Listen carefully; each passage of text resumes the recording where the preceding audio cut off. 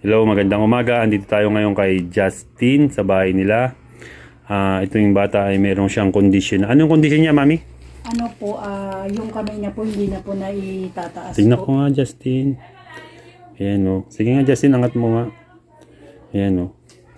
So, loobin ng Diyos na mapakita natin siya. Ano ang sabi ng...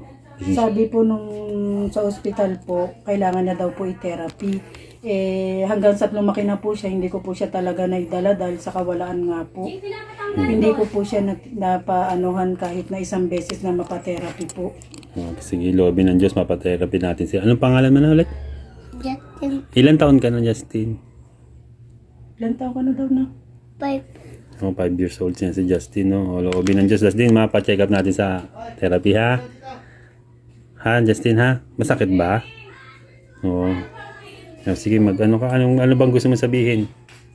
Ano daw gusto mo sabihin na ako?